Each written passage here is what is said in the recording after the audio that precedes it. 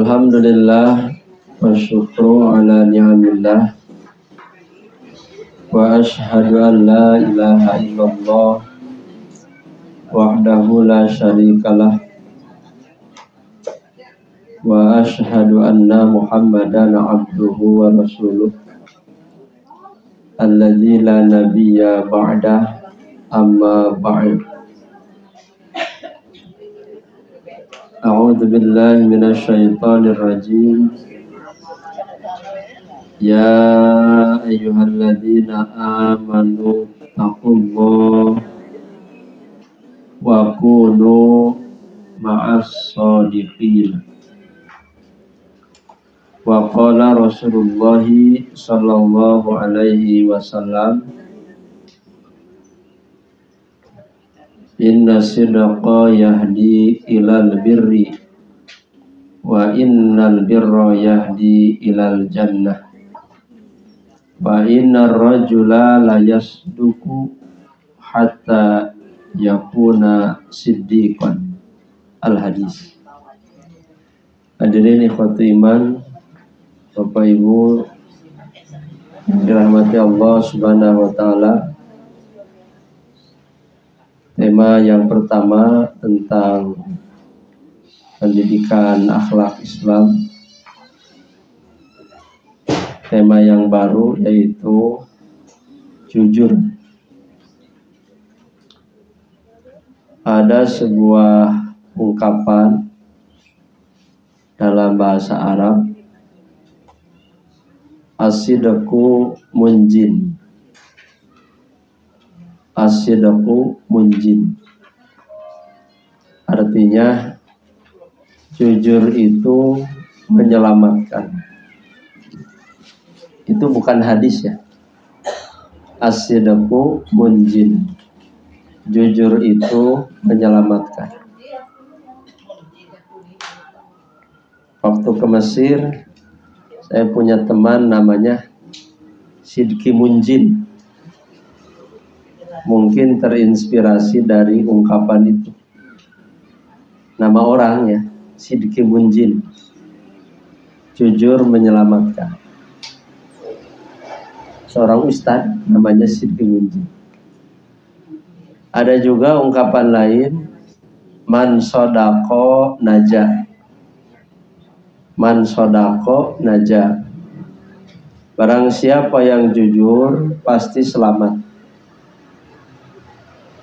Nah, itu ungkapan-ungkapan sederhana yang menjelaskan hakikat kejujuran, bahwa dengan bersikap jujur kita pasti selamat. Yang pertama akan kita bahas pengertian jujur. Dalam bahasa Arabnya disebut sidqun. Pakai kop ya, sidqun. As-sidqu huwa al-khabaru 'ani syai'i ala ma huwa bihi. Jujur adalah mengabarkan, memberitahu sesuatu sebagaimana mestinya. Menjelaskan sesuatu sebagaimana mestinya. Tidak ada sesuatu yang disembunyikan. Tidak ada sesuatu yang ditutup-tutupi. Wa huwa naqidul kidbi. Jujur itu adalah kebalikan dari kidbun. Kidbun itu bohong.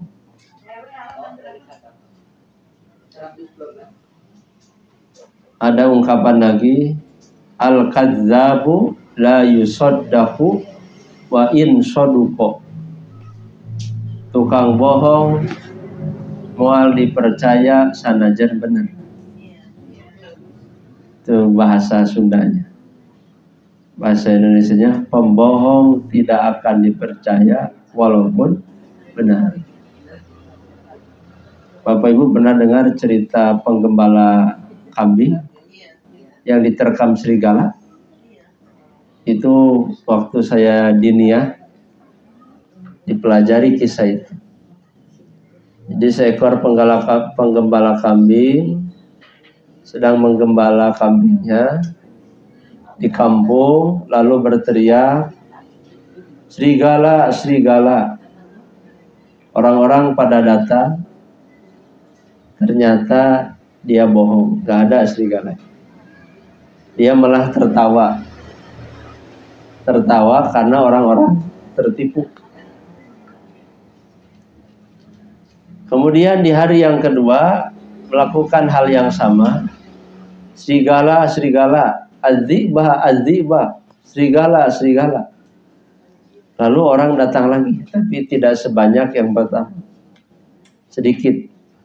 Ternyata bohong juga, nggak ada serigalanya.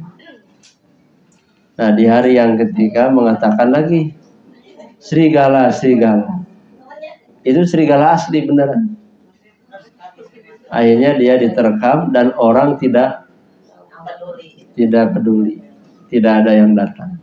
Nah itu contoh tukang bohong tidak akan dipercaya sekalipun benar. Di dalam surat Ali Imran 17 Allah menyebutkan sifat orang bertakwa. Karena ini dalam suasana saum ya.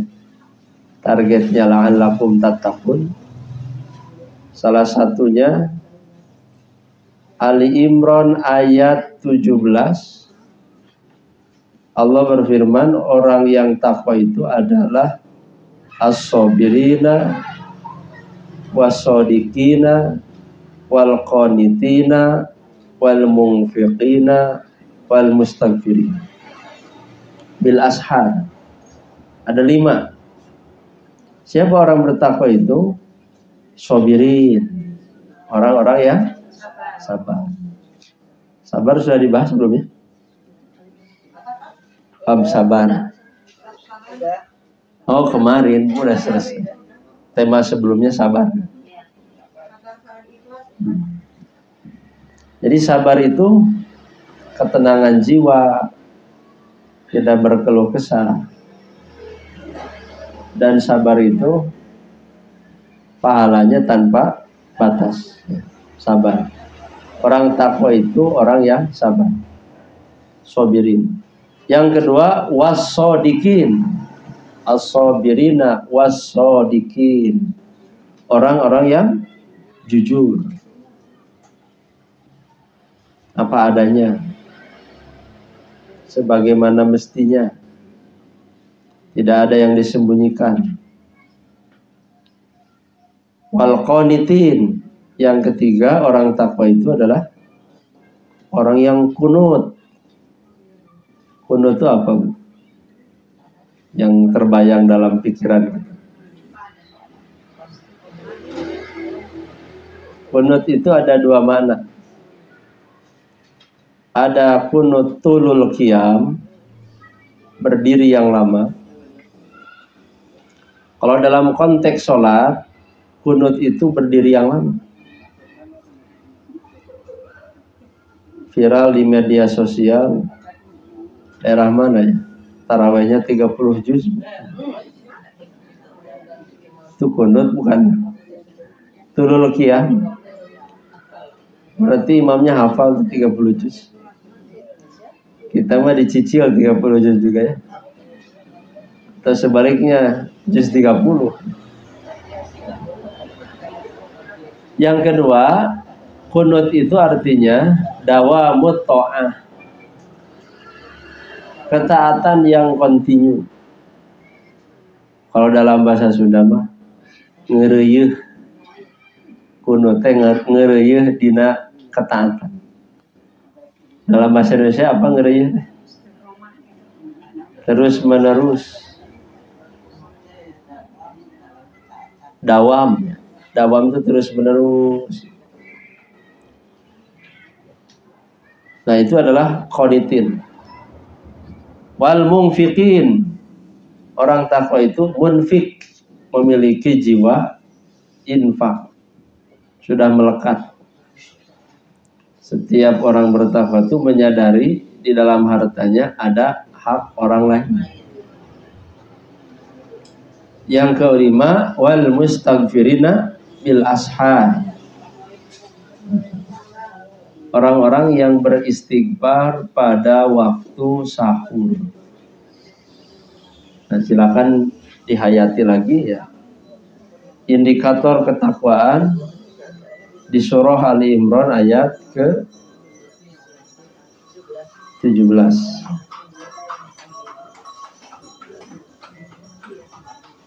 Kemudian di sini bagian B, anjuran jujur. Nah, di sini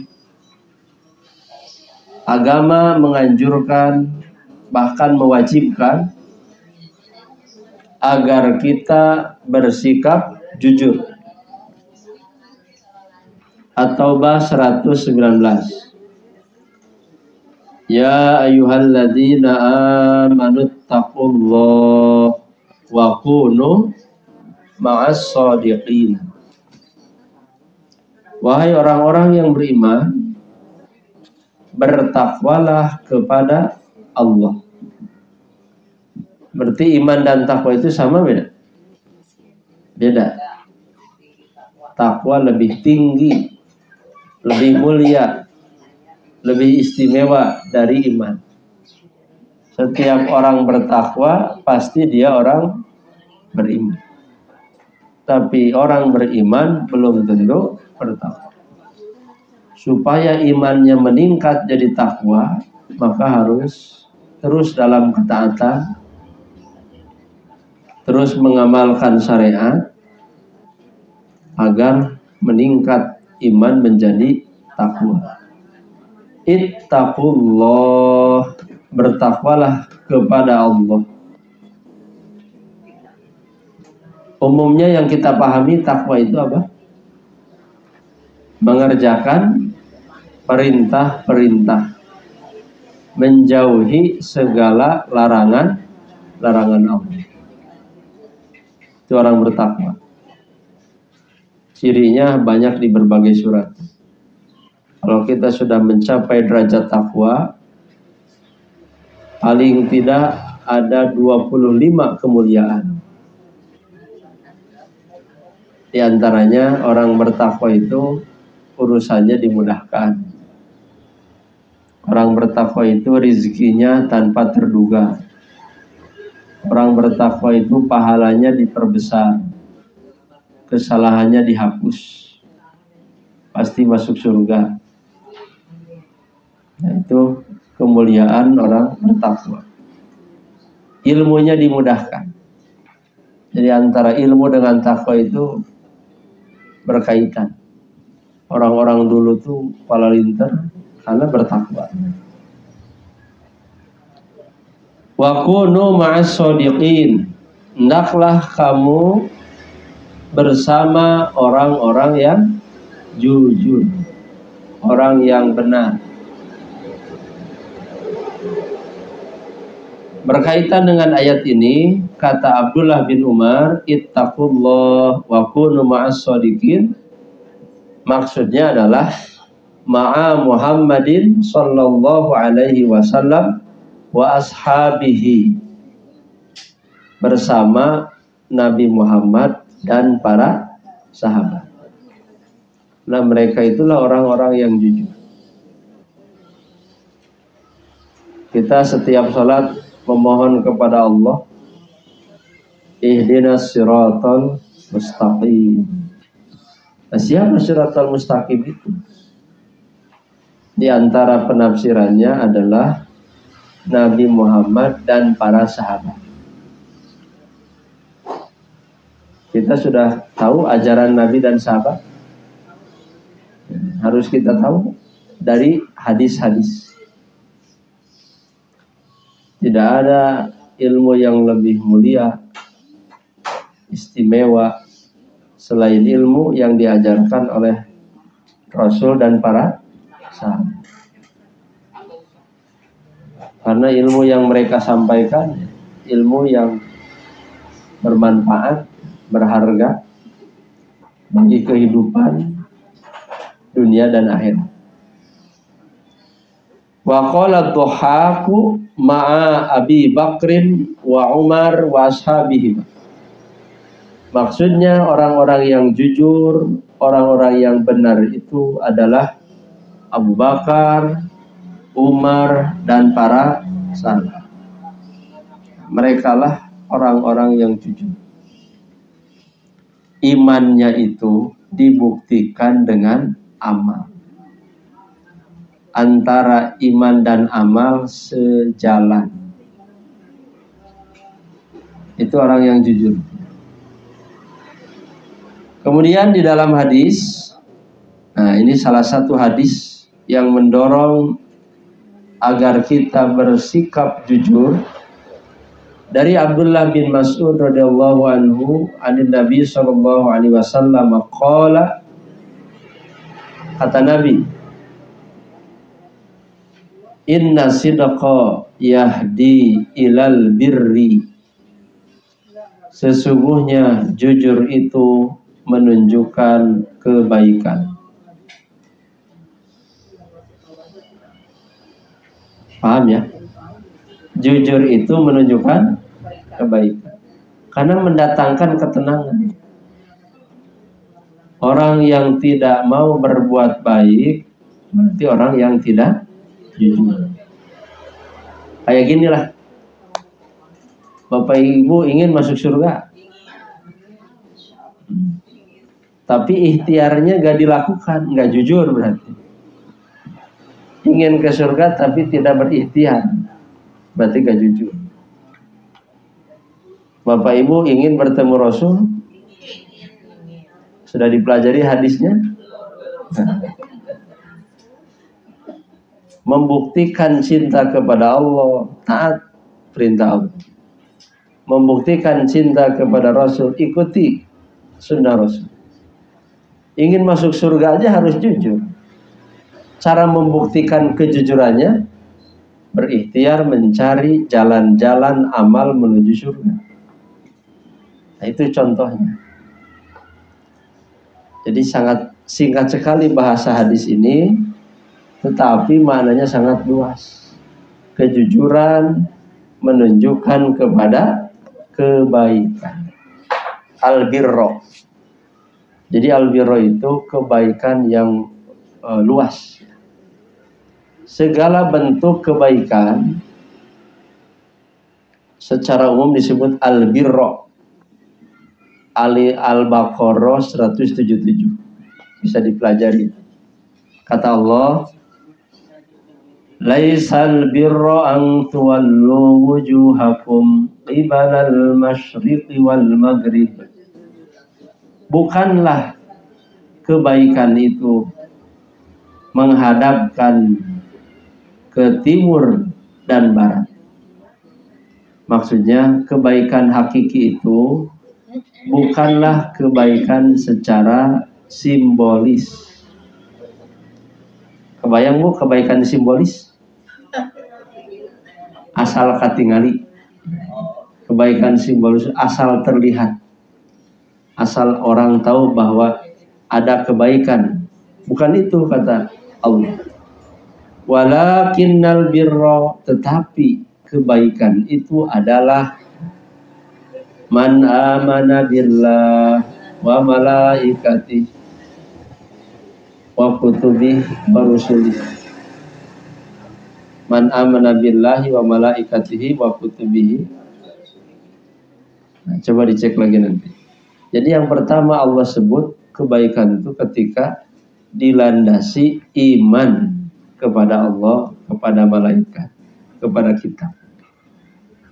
Jadi kalau ingin ada kebaikan, landasannya adalah keimanan.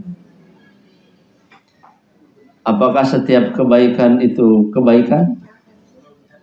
Kalau bukan landasannya iman, ya bukan. Makanya semua amal kita, kalau ingin disebut baik, landasannya iman. Makanya di berbagai surat ayat-ayat Quran itu Allah mengawali Ya ayyuhalladzina amanu, wahai orang-orang beriman. Jadi di apa? Dipanggil dulu imannya. Harus hadir iman. Nah, masalahnya iman itu tidak bisa hadir tiba-tiba. Iman itu hadir ketika kita mencari ilmu. Contoh ya, kita ambil contoh sedang dalam suasana Ramadan. Contoh kebaikan. Ketika kita makan sahur dan juga berbuka saum, itu kebaikan bukan? Saumnya sudah jelas ya, saum. Perintahnya kita sudah tahu, kutiba alaikumusiyam. Nah, makan sahurnya dan bersegera di dalam berbuka, apakah itu kebaikan? Kalau apa? Kalau dasarnya keimanan. Emang ada yang sahur dan bukanya bukan dasar iman? Ada? Ada. Ketika menganggap bahwa itu niatnya supaya kuat. Duh, ngarah telapar siang arek sahur lah. Ketika berbuka terus tekiat, haus, lapar, mau segera berbuka. Kalau motifnya itu bukan kebaikan. Kartasnya, orang makan sahur, motifnya supaya kuat saumnya, itu bukan kebaikan. Orang bersegera berbuka saum, motifnya karena tidak tahan haus dan lapar, itu bukan kebaikan.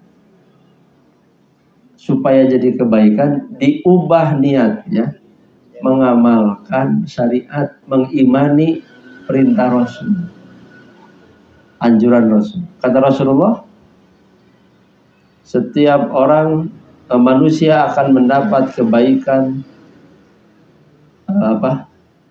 makan sahurlah, karena di dalam makan sahur ada keberkahan. Nah, jadi mengamalkan hadis itu jadi kebaikan. Makanya saya sering menyampaikan, amal itu tergantung apa? Ya. Niat itu tergantung apa? Niat itu tergantung ilmu tentang amal. Jadi tidak ada niat yang benar kalau tidak tahu ilmu tentang amal yang benar. Orang yang benar di dalam sahur adalah orang yang tahu ilmu tentang sahur.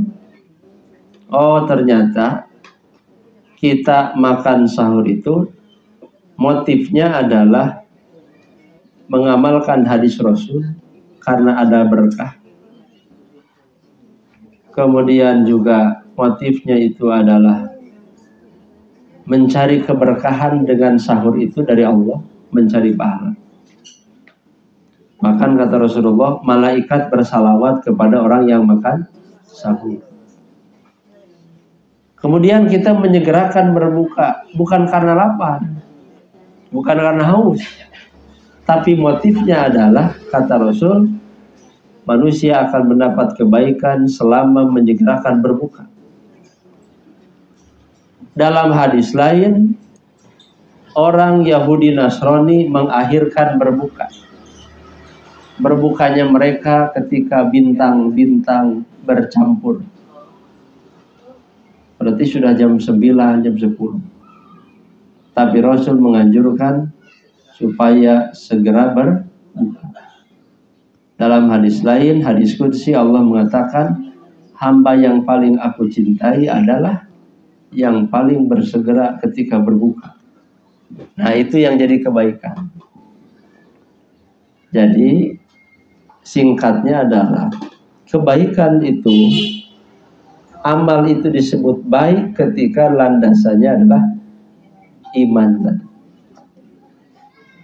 Niat yang benar itu hadir ketika tahu ilmunya tentang amal itu. Makanya terus kita belajar amal-amal kita ini, dasar-dasar ilmunya apa. Itu ya. Saya masih menyelesaikan 3 buku yang belum selesai juga. Tahun kemarin belum sempat selesai. Bab niat. Niat setiap amal, niat ibadah, niat muamalah, niat adah. Niat adah itu seperti makan, minum, berkendaraan, berpakaian. Itu ada niatnya juga. Bapak Ibu kenapa di baju? Ngarah teka panasan, teka tirisan. Nah itu bukan ibadah. Ada niat yang benarnya. Nah disinilah pentingnya ilmu. Kemudian wa innal birra yahdi ilal jannah, kalau sudah bisa berbuat baik akan menunjukkan ke surga. Kita yakin masuk surga? Hari insya Allah kita yakin, ragu? Bapak Ibu sudah punya tanda-tanda ahli surganya belum? Selama ini kan kita beramal soleh ya. Itu sudah jadi modal untuk masuk surga. Kita yakin tanpa ragu sedikit pun pasti masuk surga. Kriterianya sudah ada. Kita umat Rasul, kita belajar Quran, kita belajar hadis, kita sholat, kita saum, kita zakat. Wah, berbagai macam amal. Yang susah itu bukan masuk surga, tapi selamat dari neraka. Karena untuk masuk surga teh harus selamat dari neraka. Makanya Ramadan bulan maghfirah. Nah ini yang berharga. Jadi maghfirah itu permintaan terbaik kita kepada Allah. Bapak Ibu mau berdoa apapun tidak akan lebih baik dari doa selain maghfirah. Permintaan terbaik. Jadi kalau kita minta rezeki, minta berkah umur, minta masuk surga, nah itu masih di bawah maghfirah. Kalau kita minta maghfirah artinya minta seluruh kebaikan yang lain. Kebaikan yang lain itu terwakili dari maghfirah. Itu ya. Nah, jadi yakin kita masuk surga, tapi belum pasti kita selamat dari neraka. Makanya banyak doa-doa yang Rasul ajarkan. Allahumma ajirni minan nar. Allahumma inni a'udzubika min adzabi jahannam. Wa qina adzabannar. Wa innar rajula la yasduqu hatta yakuna siddiqan. Seseorang akan terus, sungguh seorang akan jujur sehingga dia menjadi siddiq, orang yang jujur. Rasulullah salah satu gelarnya adalah siddiq, tabligh, apa? Amanah, fatanah. Siddiq, tabligh, amanah, fatanah. Rasul itu jujur. Termasuk Abu Bakar punya gelar as-siddiq karena orang yang jujur, orang yang membenarkan Rasul ketika Isra Mi'raj. Di saat orang lain tidak percaya Muhammad bisa naik ke langit, Abu Bakar mempercayai. Makanya di sana lahirlah gelar Abu Bakar As-Siddiq. Seandainya iman Abu Bakar ditimbang dengan seluruh orang beriman lain, masih kuat iman Abu Bakar. Istimewa. Abu Bakar itu dipanggil seluruh pintu surga. Jadi kan surga itu setiap pintu surga itu ada berapa, Bu? 8. Setiap pintu itu ada amal khusus, tiket. Tiketnya itu amal andalan. Kita ahli sholat, masuk pintu sholat. Ahli saum, ahli zakat, ahli infak, ahli sedekah, ahli jihad. Abu Bakar bertanya, ya Rasulullah, adakah orang yang dipanggil dari seluruh pintu? Kata Rasul, aku berharap kamu salah satunya.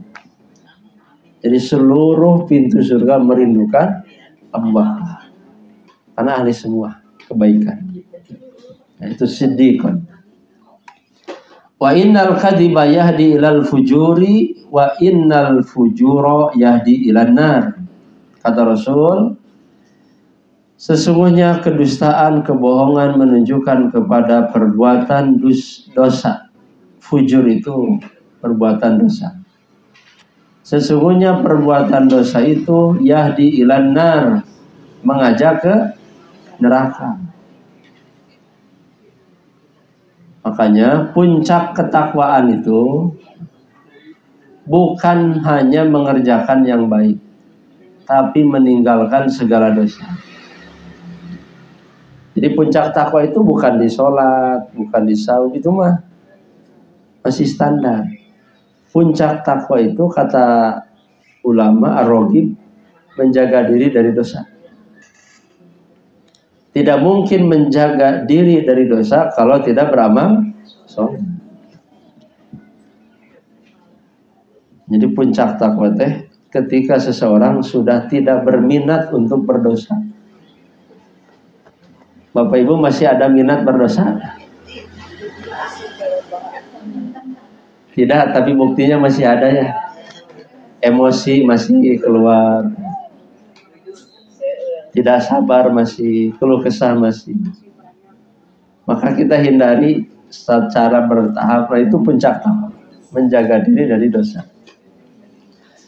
Wa innar rajula la yakdzibu hatta yuktaba indallah kadzaban. Sesungguhnya seseorang laki-laki akan terus berdusta sehingga dia tertulis di sisi Allah sebagai pendusta.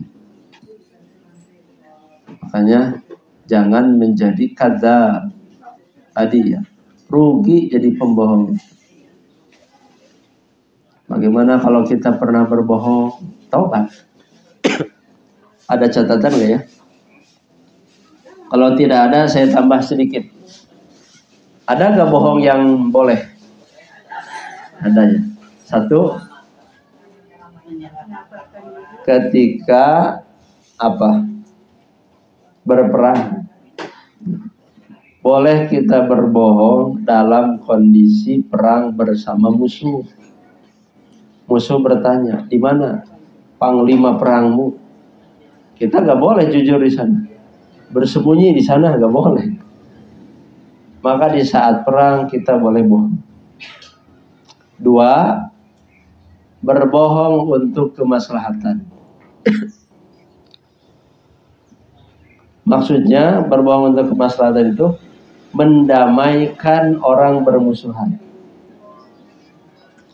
Misalnya Bapak Ibu punya teman Bapak Ibu sedang bermusuhan. Kita ingin menjadi penengah, ingin mengislah, mendamaikan. Caranya, kalau tidak bisa dengan cara jujur, boleh. Itu temanmu ngajak berdamai. Kita katakan kepada yang satu lagi, temanmu ngajak berdamai, ingin bertemu di tempat anu. Ternyata atas kebohongan itu mereka sudah akur lagi. Nah, itu yang boleh. Tapi jangan sampai terlalu berlebihan. Sewajarnya. Yang ketiga, bohongnya seorang suami kepada istrinya untuk menjaga hati istri, menjaga perasaan. Misalnya masakannya kurang asin, cek suami asin enak. Nah, itu untuk memuji, membahagiakan hati. Saya masih ingat almarhum bapak ya. Pernah nasinya itu kalau Sunda mah bear teh kurang matang atau behar. Bear ya, bear bukan kerabat. Kata bapak saya, geus lila teu dahar sangu bear. Nah, itu menjaga perasaan. Salah satu contohnya.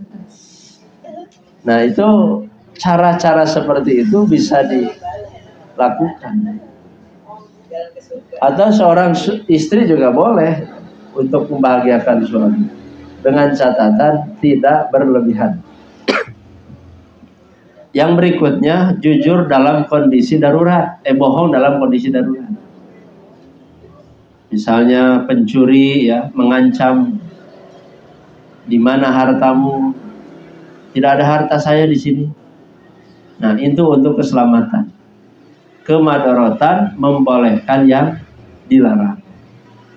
Nah, itu catatan tentang kebohongan. Boleh.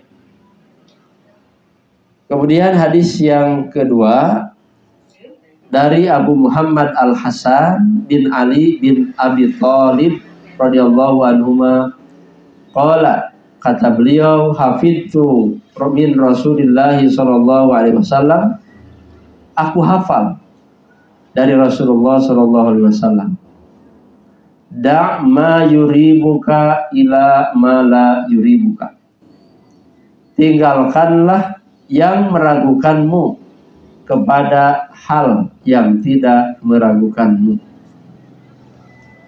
Jadi Islam mengajarkan tinggalkan yang ragu,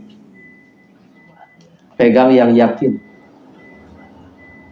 Masalahnya meninggalkan yang ragu itu dengan apa? Keyakinan. Keyakinan itu dengan apa? Dengan ilmu.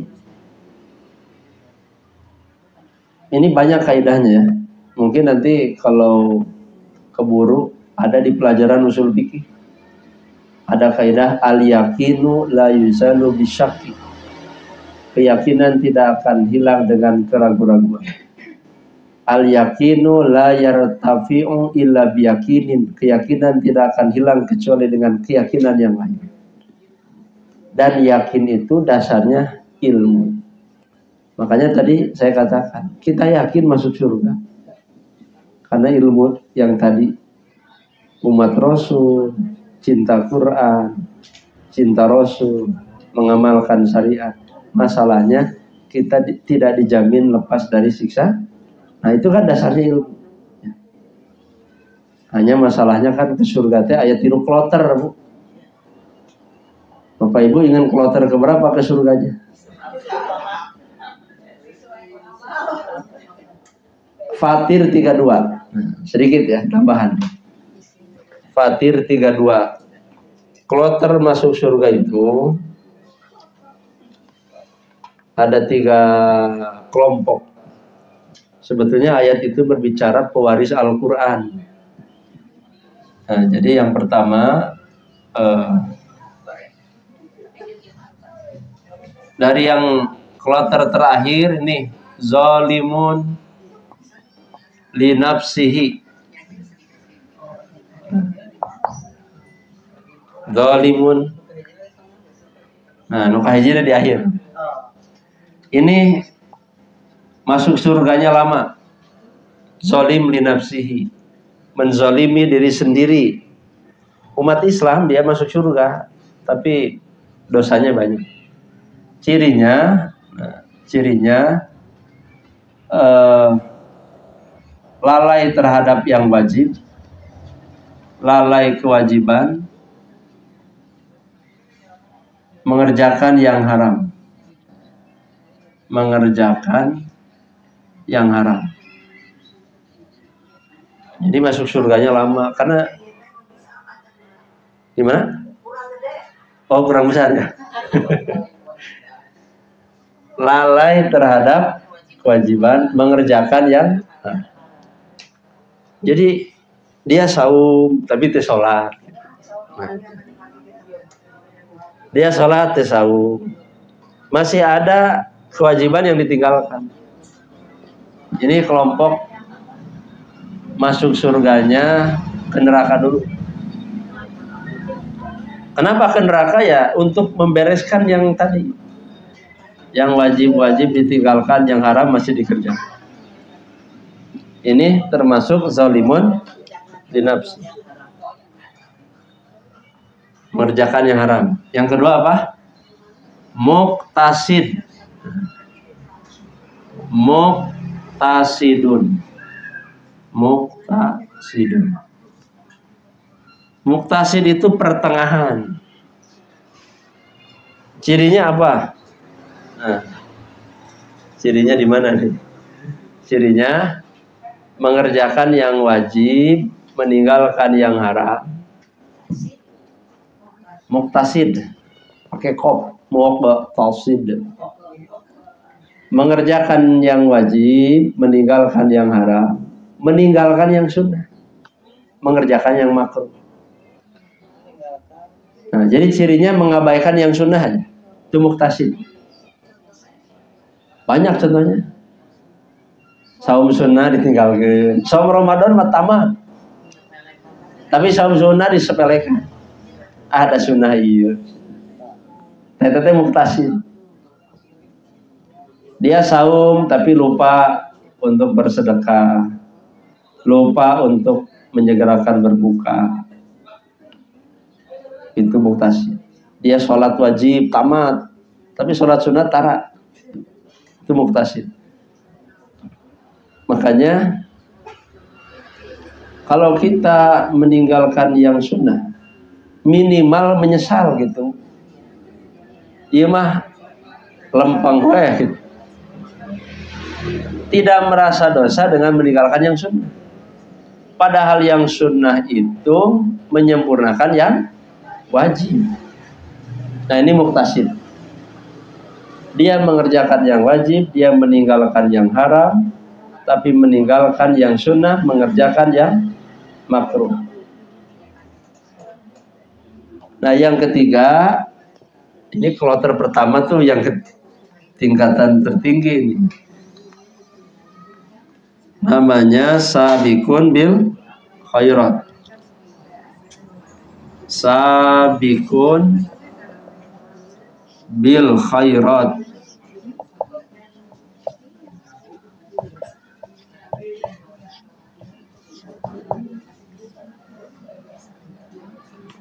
Ini Fatir ayat 32 ya.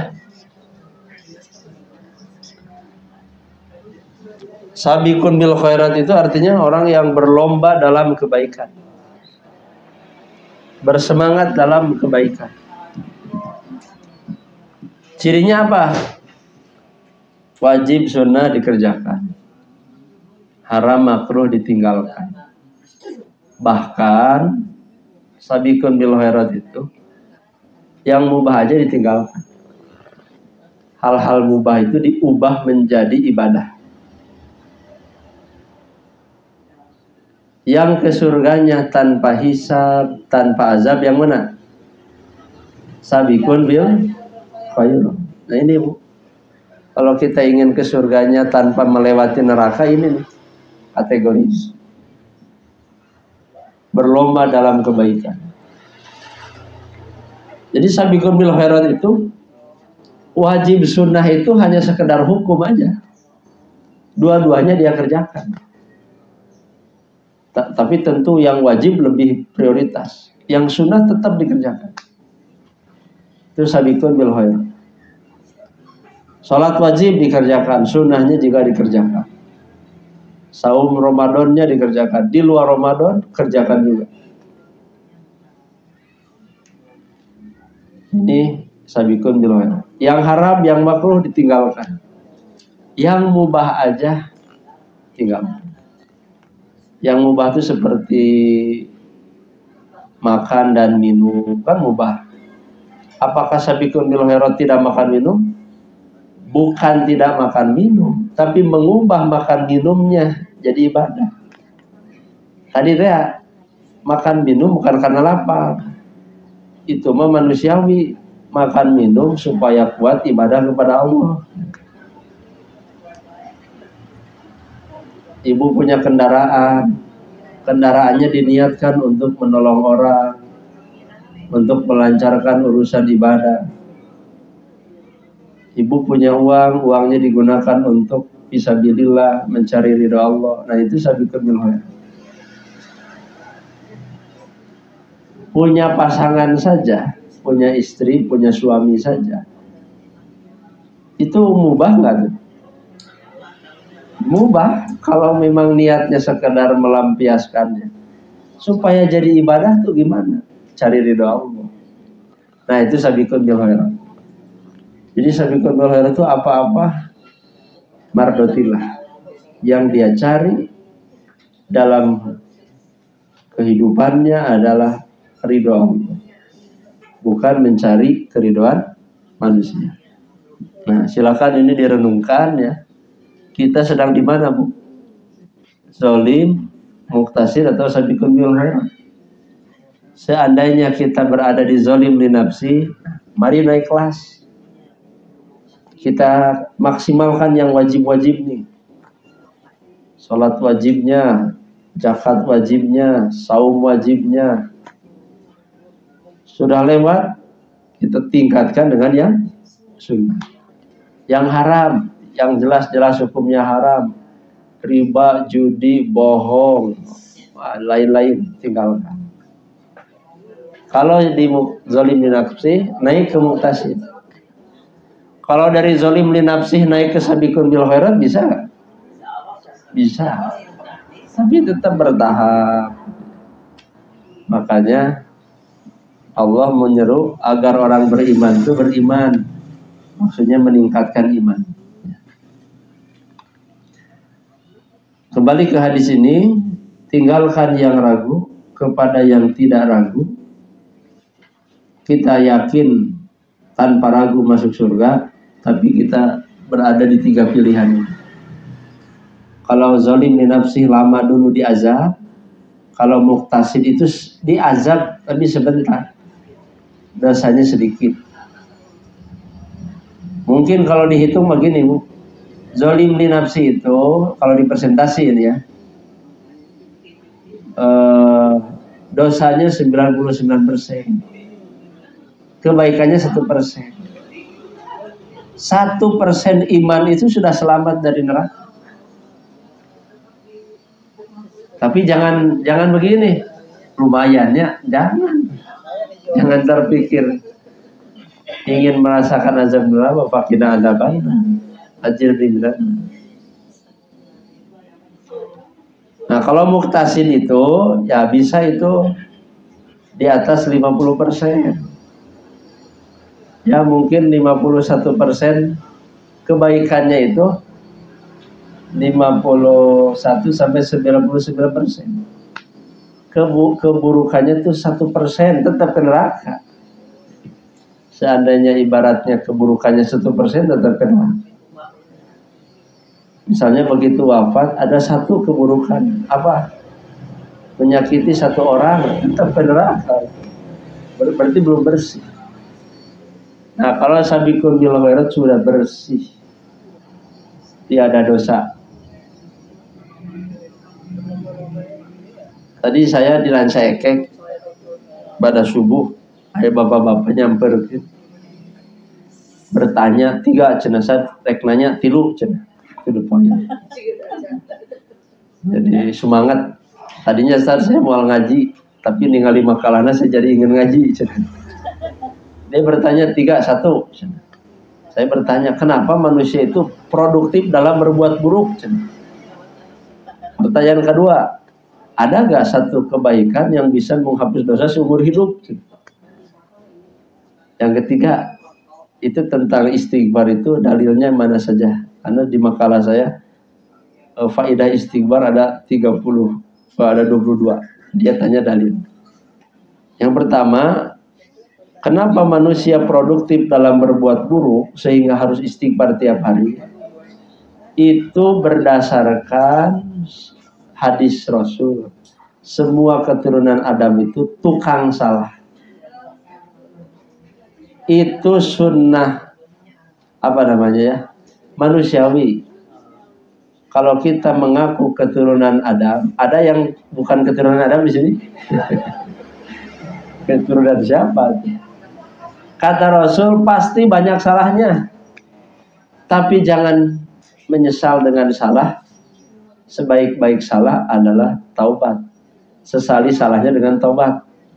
Ciri taubat itu tidak lagi kembali berbuat salah. Kalau kita taubat dari satu kesalahan, lalu diulangi esoknya, berarti belum diterima. Ciri taubat istighfar diterima ketika kesalahan itu tidak dilakukan. Aduh, saya taubat dari apa? Dari berbohong. Isu karena bohong deh. Berarti bohongnya belum diampuni. Kalau taubat itu sudah Allah terima, itu kebaik yang buruk jadi ganti dengan yang baik. Itu yang pertama jawabannya. Jadi kalau kita berbuat salah, produktif, ya karena kita keturunan Adam, dan Rasul menyatakan demikian, itu mewahyu. Soleh apapun kita ada salahnya. Makanya Allah ingin kita itu taubat istighfar tiap hari. Kata hadis kursi, wahai keturunan Adam, salahnya kalian itu siang malam. Silahkan kalian minta ampun kepadaku. Jadi ulah kieu abdi mah isin. Ayeuna salah itu kan salah deui. Karena sakalian lah tobatna. Belum tentu esok masih hidup. Kesalahan hari ini selesaikan. Besok ada lagi kesalahan yang berbeda, selesaikan lagi. Jangan bosan. Yang kedua, ini saya susah menjawabnya. Ada gak satu amal yang bisa menghapus dosa seumur hidup? Belum saya temukan. Justru semua amal-amal itu menghapus dosa periodik. Kan dosa itu ada periodiknya. Tadi dari subuh sampai zuhur ada dosa yang kita lakukan. Zuhur itu dihapus dengan sholat. Sholat zuhur itu menghapus dosa dari subuh ke zuhur. Dari zuhur ke asar ada lagi dosa, dihapus dengan asar. Itulah cara Allah menghapus dosa kita. Jadi belum menemukan satu amal menghapus dosa seumur hidup. Justru periodik. Allah menghendaki istighfar kita itu tiap hari, siang dan malam. Dan Allah tidak akan pernah bosan. Yang membunuh 100 orang saja kan, kalau murni dia ingin bertobat, Allah mengampuni. Nah, jadi jangan berputus asa dari rahmat. La taqnatu min rahmat. Nah, pertanyaan ketiga, ada Pak, dalilnya ada. 22 faidah istighfar. Jadi semua kebaikan yang kita dapatkan itu wasilahnya dengan istighfar. Pernah saya ceritakan belum ya, yang Imam Ahmad itu dengan tukang roti, udah ya? Oh, di masjid mana ya saya ceritain? Sering soalnya.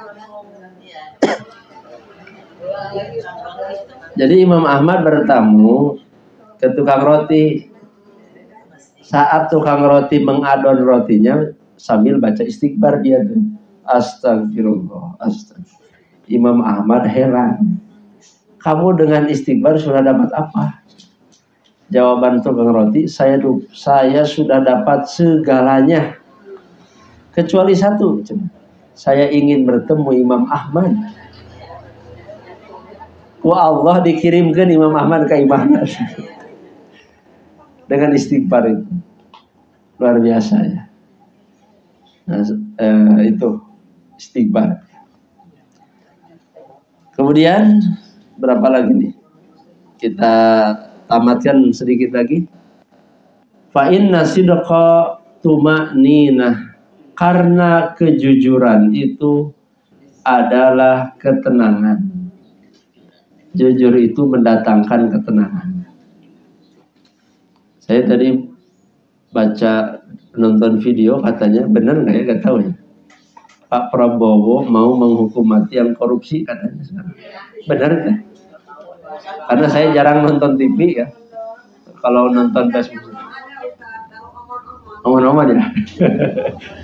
Baru mendengar itu katanya, para pejabat sudah ketar-ketir. Ketakutan mereka. Karena kejujuran itu menenangkan, sedangkan kebohongan itu raibah, membuat hati tidak tenang. Belum juga, baru omon-omon misalnya, orang sudah takut. Kalau orang jujur ya mau dihukum mati, mau dihukum apapun dia siap. Tumanina, karena kejujuran akan melahirkan ketenangan. Nah itu ya.